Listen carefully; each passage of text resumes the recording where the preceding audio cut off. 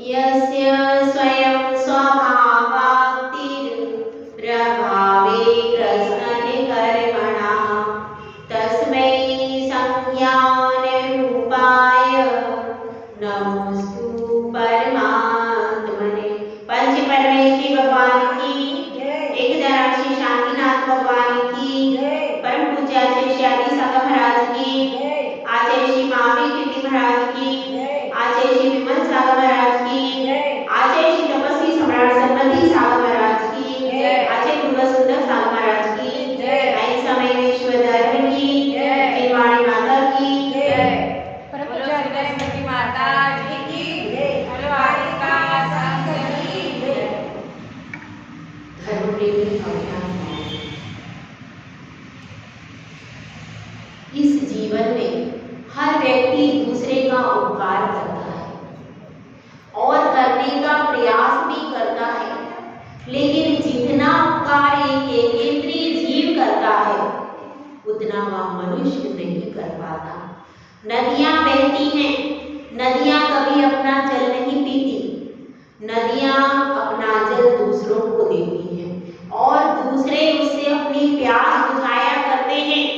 वृक्ष कभी अपना फल नहीं खाते, उनके फल को खाकर के न जाने कितने मनुष्य और त्रियंच तृप्त होते हैं। इसके अलावा अग्नि भी हमारा उपकार करती है, क्योंकि उसके निमित्त से ही भोजन बनता है, उसके निमित्त से अभिषेक का जल गर्म होता है और क्या होता है, और भी बहुत सारे काम हमारे अग्नि से संपन्न होते। विवाह में भी अग्नि को जलाया जाता है, जब हवन किया जाता है, कोई भी विधान किया जाता है तो अंत में हवन किया जाता है।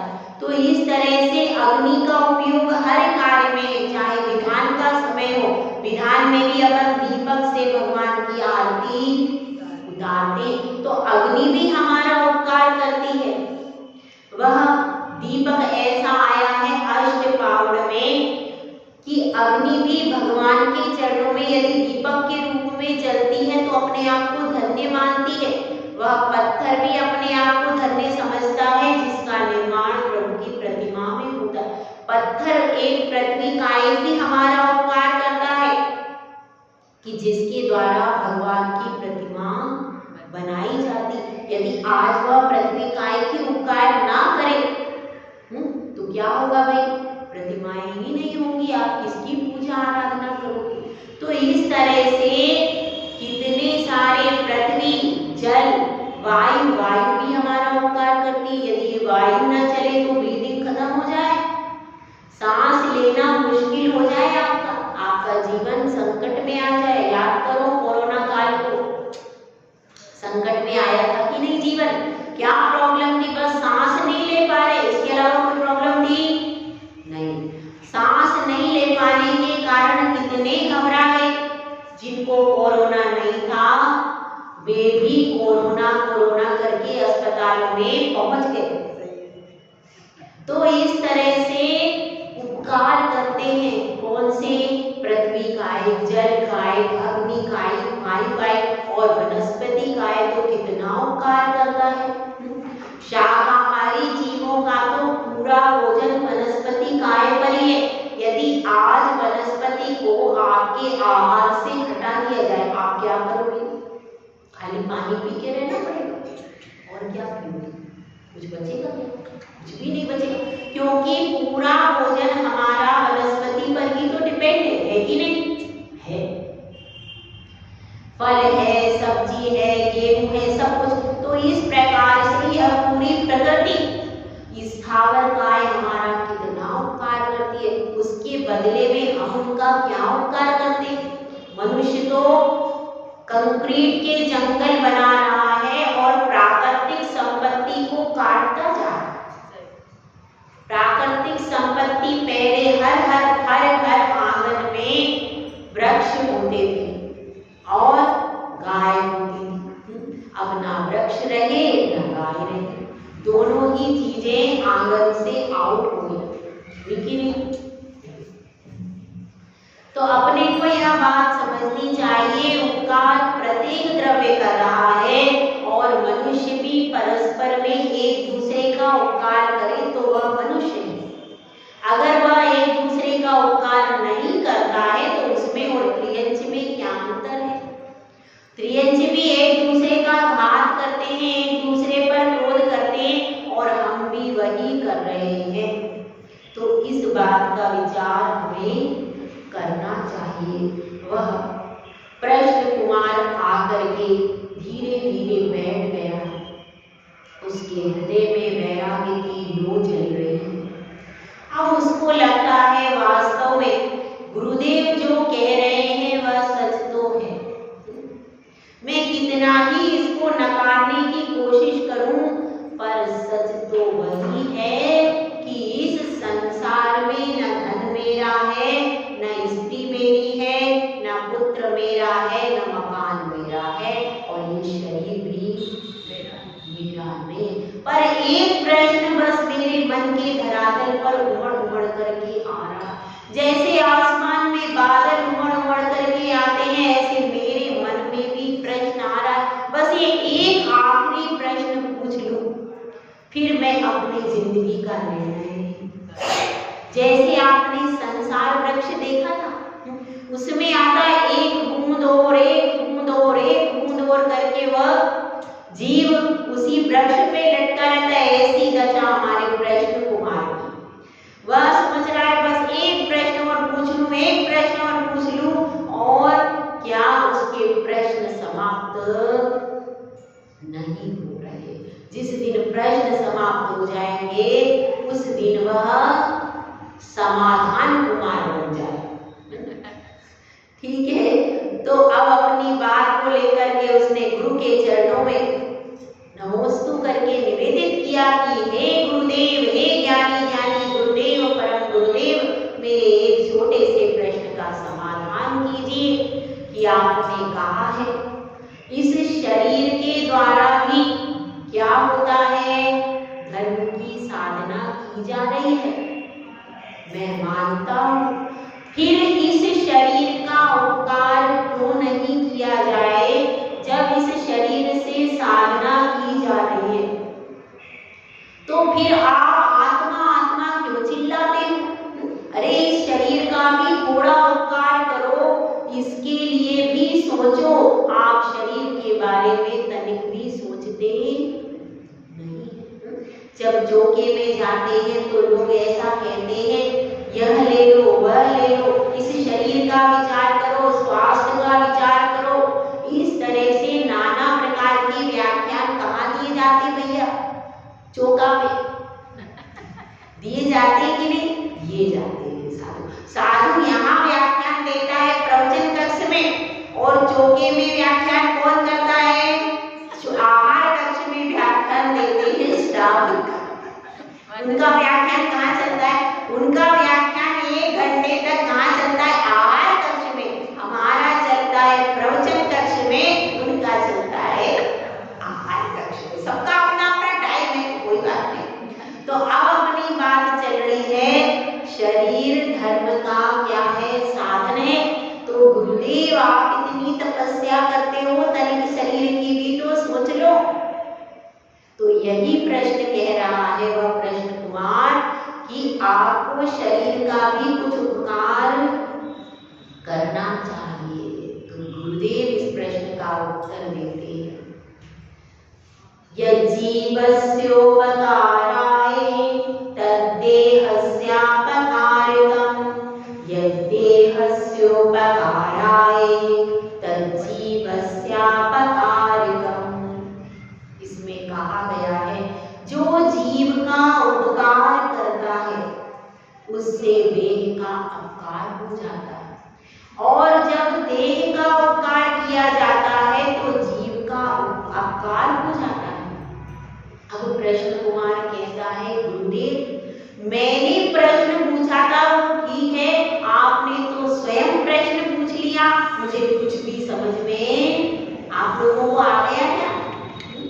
तो गुरुदेव आप तो परम ज्ञानी, आपने तो संक्षेप में सूत्र कह दिया, लेकिन मेरी समझ में कुछ भी नहीं आया है, तो मुझे समझा दीजिए आप ऐसा कैसे कह रहे? गुरुदेव उत्तर देते हैं,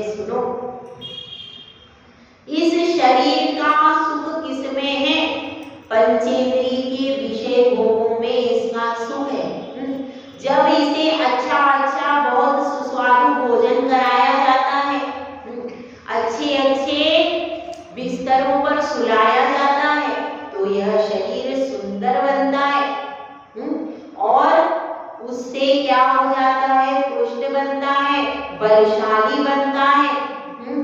तो यह शरीर का उपकार तो इन सब चीजों से होता है, तरह तरह के गरिष्ठ भोजन और मेवा आदि पर्याप्त मात्रा में मीठा और तरह तरह की विशेष सामग्री के द्वारा, दूध घी आदि पदार्थ, इन सब पदार्थों के द्वारा शरीर का उपकार होता है। और यदि कोई जीव स्वस्थ है तो उसका भी उपकार होता चला जाता है। लेकिन देखो इन सब चीजों से और शरीर का उपकार किससे होता है? और शरीर का उपकार होता है, आप इसको अच्छे से स्नान कराते हैं, अच्छे से इसको स्वस्थ रखने के लिए तरह तरह से तेल है आदि तरह तरह से इसको संवारते हैं, तो उससे शरीर का उपकार होता है। अगर आप इसके लिए तेल लगाते हो, मलाई लगाते हो, घी लगाते हो, तो इससे यह स्किन लंबे समय तक तरोताजा रहती है। ब्यूटी पार्लर से नहीं रहती है, उससे तो खराब होती। लेकिन अगर प्राकृतिक वस्तुओं से इसका लेपन करते हो आप, चंदन आदि का, शुद्ध वस्तुओं का, हल्दी आदि का, उससे अगर प्राकृतिक वस्तु का लेपन करते हो तो उससे शरीर में चमक बढ़ती है, शरीर सुंदर होता है। और साफ सफाई से भी क्या हो जाता है, इसमें चमक आती है। लेकिन इन सब चीजों से क्या होता है? अच्छे अच्छे वस्त्र पहनने से शरीर अच्छा दिखता है। ये सब शरीर का उपकार करते हैं, लेकिन अच्छे अच्छे वस्त्र पहनने से राग भाव की वृद्धि होती है। शरीर को चमकाने से राग भाव की वृद्धि होती है, और जब राग भाव की वृद्धि होती है तो इंसान का उपयोग आत्मा की तरफ नहीं जाता है। मैं कैसा दिख रहा हूँ, किसकी तरफ जाता है?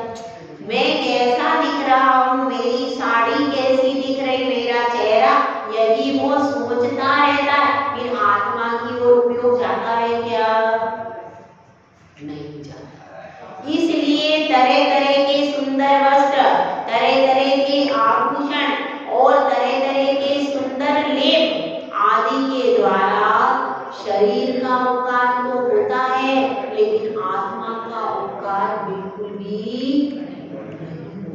यही कह रहे हैं कि शरीर का उपकार होता है इन सब चीजों से, लेकिन आत्मा का उपकार नहीं होता। यदि देहस्य उपकाराय तज्जीवस्य उपकारः, क्योंकि आप तरह तरह के वस्त्र पहन करके अच्छे अच्छे जाओगे, लोग आपकी प्रशंसा करेंगे, तो आपका उपयोग उन जीवों के ऊपर लगेगा कि अपनी आत्मा में जाएगा क्या?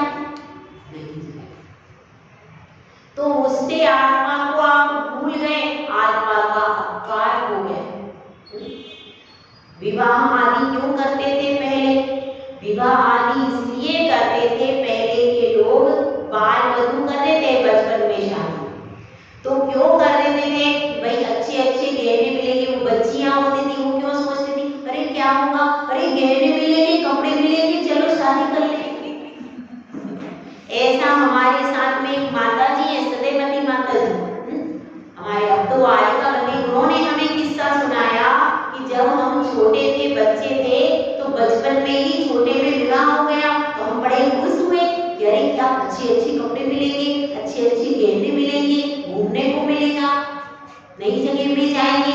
ऐसा सोच करके क्या कर लिया, शादी कर ली। आप लोगों ने पता नहीं क्या सोच के, कि मुझे पता नहीं तो ऐसे सोच करके क्या कर लेते थे, पहले लोग इसलिए विवाह कर लेते थे। तो ऐसी स्थिति किसकी? बच्चे रहते थे उस समय, समझ नहीं, क्योंकि पहले जल्दी विवाह हो जाते थे, 12-13 साल में, उस समय की बात। हाँ, उस तरह की स्थिति। तो उस समय पर इसलिए अर्थात सुंदर लोग शादी भी करते हैं, इसीलिए वो से करे एक बार सहने संवरने को तो मिलेगा, अच्छी फोटो खींचेगी, आपकी बहुत सारी वीडियो बनेगी और अच्छे अच्छे कपड़े मिलेंगे, सुंदर श्रृंगार होगा, तो कम से कम वो दिन तो खास होगा।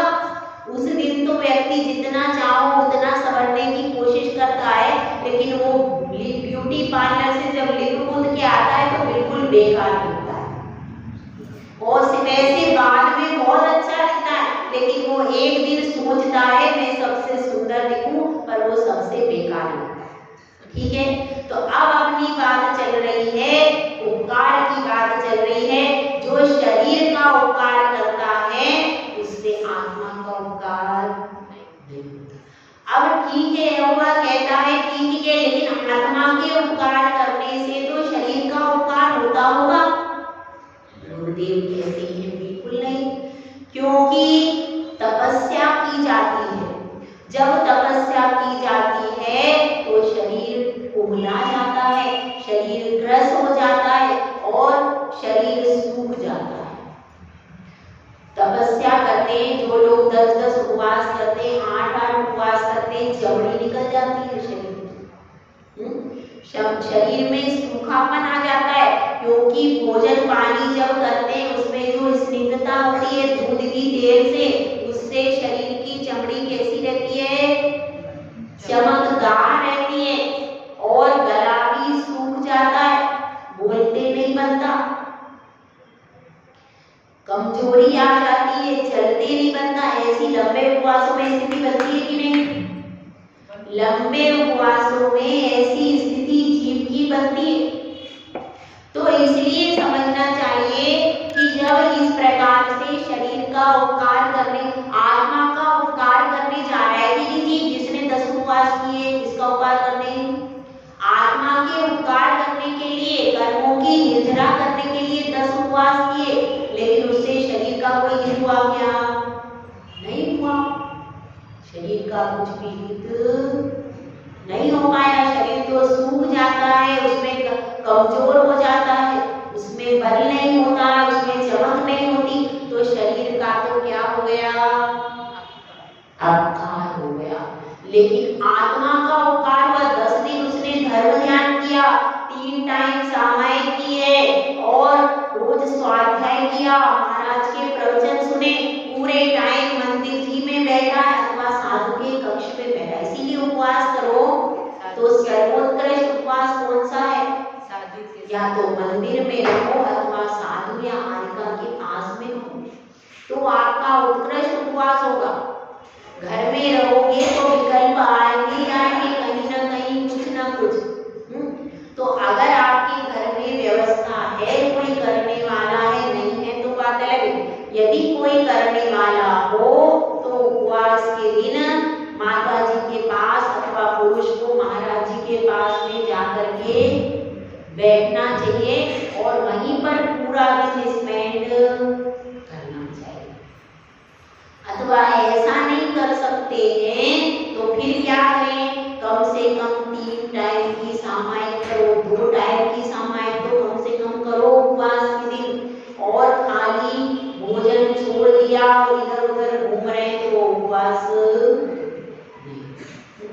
जो भी उपवास करते हैं उस दिन अपने को कैसा होता है? सिर चकराता है, भूख की वेदना भी होती है, तो इन सब चीजों के कारण शरीर को कष्ट होता है, जबकि इन सब क्रियाओं से आत्मा संतुष्ट होती है, कर्मों की निर्जरा होती है। आत्मा का हित है कर्मों की निर्जरा में। आत्मा का हित उपकार किसमें है? कर्मों की निर्जरा करने में, और कर्मों की निर्जरा होती है तपस्या से, और तपस्या से शरीर का उपकार नहीं होता।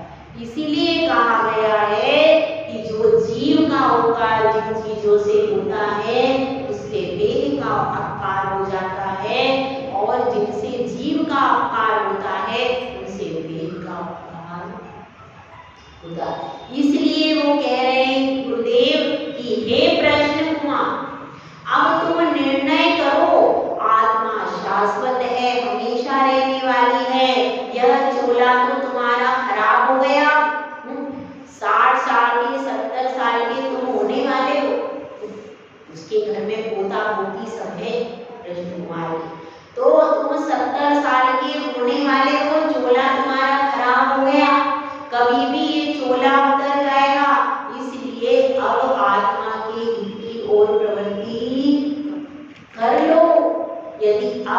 डूब गए